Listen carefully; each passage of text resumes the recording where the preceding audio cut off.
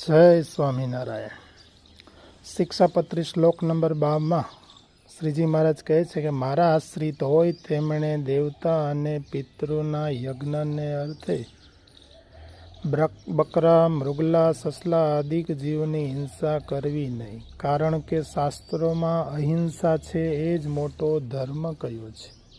ભાષ્યકાર સતાનંદ સ્વામી આ શ્લોકની વ્યાખ્યા કરતા કહે છે કે કોઈ જગ્યાએ શાસ્ત્રોના નામે દેવોની આગળ હિંસા થતી હોય છે, તો કોઈ જગ્યાએ દેવોના યજ્ઞમાં પણ હિંસા થતી હોય છે, તથા પિતૃઓના નામે શ્રાદ્ધમાં પણ હિંસા થતી હોય છે।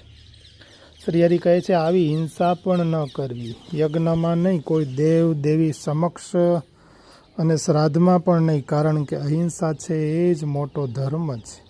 સતાનંદ સ્વામી કહે છે કે વેદોમાં કોઈક જગ્યાએ યજ્ઞમાં હિંસા કરવી, આવો હિંસાનો જે આભાસ છે તે તો કેવળ હિંસાના સંકોચને માટે છે। કોઈ વ્યક્તિ જ્યાં ને ત્યાં બહુ હિંસા કરતો હોય તો તેને અટકાવવા માટે છે, પણ નાસ્તિકો અને માંસભક્ષણના આસક્ત એવા પુરુષો વેદનો શું સિદ્ધાંત છે તેને સમજ્યા વિના તદ્દન ખોટી રીતે હિંસા પ્રવર્તાવેલી છે। બાકી વિધિ રૂપે વેદ કે શાસ્ત્રોમાં કોઈ પણ જગ્યાએ હિંસાનું પ્રતિપાદન કેવળ સંકોચ રૂપે જ ક્યાંક જ હિંસાનું પ્રતિપાદન છે। આ વિષયમાં ભાગવત શાસ્ત્ર પ્રમાણરૂપ છે।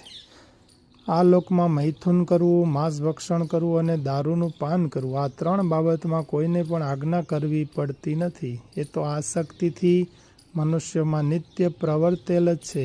આની જ્યાં ત્યાં અને જેમ તેમ બહુ પ્રવૃત્તિ થતાં વેદોએ મર્યાદા બાંધી છે કે સંતાનોની ઉત્પત્તિ માટે વિવાહ કરીને મૈથુન કરવું, પણ જ્યાં ત્યાં નહીં, અને માંસ ભક્ષણ કરવામાં બહુ આસક્તિ હોય અને કોઈ પણ પ્રકારે રહી શકાય નહીં, તો અશ્વમેઘ યજ્ઞ કરીને માંસ ભક્ષણ કરવું, કારણ કે અશ્વમેઘ યજ્ઞ તો રાજા તથા ધનવાન સિવાય બીજા કોઈ મનુષ્યથી થઈ શકે નહીં। તેથી આવા નિયમો વડે સામાન્ય મનુષ્યમાંથી માંસ ભક્ષણની પ્રવૃત્તિ અટકી જાય છે।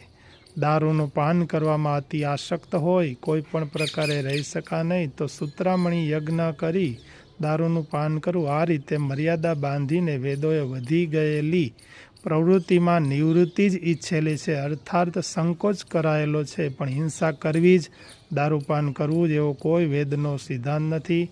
આવી વાત ભગવાને આ શ્લોકમાં કહી છે, માટે ભગવાનના ભક્તોએ આ શ્લોકને ધ્યાનથી સાંભળી અને હિંસાનો સંકોચ કરવો। જય સ્વામી।